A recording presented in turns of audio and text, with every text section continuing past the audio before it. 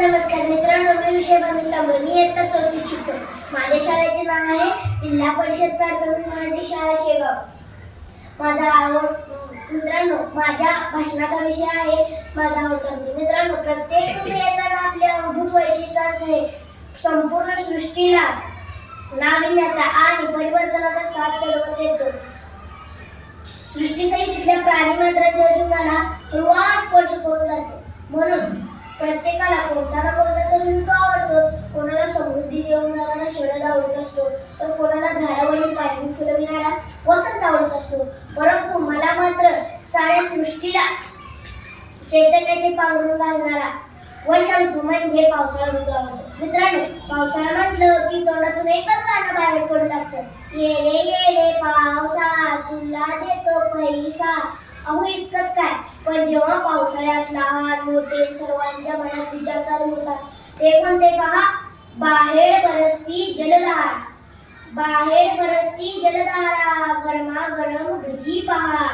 कधी भाजलेले कणीस तर कधी वाफाळलेला चहा, तर कधी वाफाळलेला चहा. मित्रांनो, पावसाळा सुरू झाला की तापलेल्या धरणीच्या अंगावर पडणारे टपोरे थेंब आणि त्यातून येणारा तो मातीचा श्वास. आहा, जूनच्या पहिल्या आठवड्यात पावसाला सुरुवात होते. आकाशात काळे ढग जमू लागतात, थंडगार वारा वाहू लागतो आणि पाऊस पडू लागतो व निसर्गाला एक नवी झळाळी मिळते. मोर आनंदाने पिसारा फुलून नाचू लागतो. शेतकरी राजा सुखावतो आणि आपल्या कामाची आखणी करतो, कारण की पाऊस हा शेतीसाठी खूप महत्त्वाचा असतो. पशु पक्षी प्राणी सुखावतात. लहान मुलांच्या चित्राला रेनकोट घेण्यासाठी लगबग सुरू होते. साठलेल्या पाण्यात कागदी ओढ्या बनवून खेळणे, पावसात भिजणे आम्हाला लहान मुलांना खूप आवडते. आणि तुम्हाला तर माहीतच आहे की पावसात शाळेला जाण्याचा आनंद काय वेगळाच असतो ते.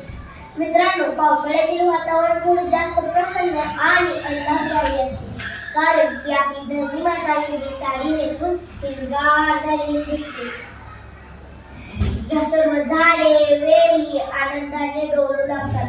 डोंगर पठारे सुंदर दिसू लागतात. मित्रांनो, पावसाळ्यात सप्तरंगी उधळण करणारा इंद्रधनुष्यही पाहायला मिळतो. त्यामुळे खूप सारे पर्यटकही येतात. मित्रांनो, हिरवीगार जमीन, थंडगार वारा, वाहणारे निर्झर, आकाशात मेघांची दाटी, विजांचा लखलखाट या आगळ्या वेगळ्या गोष्टीमुळे पावसाळा हा निसर्गाने मांडलेला एक सोहळाच वाटतो. आणि याच काळात अनेक सण या सोहळ्याला मांगल्य प्राप्त करून देतात. हे सर्व दृश्य पाहून एकच वाटतं, मणी दाटला नवा उमाळा, मणी दाटला नवा उमाळा, येता जीवनी धुंद पावसाळा, येता जीवनी धुंद पावसाळा. मित्रांनो, पावसाळा म्हणजे आठवण एक शाळेच्या दिवसांची. पावसाळा म्हणजे रिमझिम थेंब सरींची.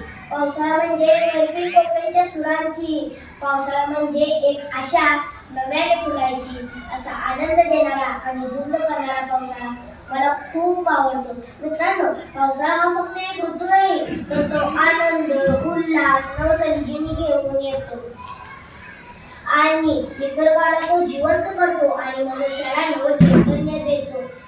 जरी पावसाळ्यामुळे काही अडचणी येत असल्या तर त्याचं सौंदर्य, त्याचा गारवा आणि त्याचा निसर्गावर होणारा सकारात्मक परिणाम यामुळे तो माझा सर्वात आवडता ऋतू आहे. म्हणूनच पावसाळा मला खूप प्रिय आहे.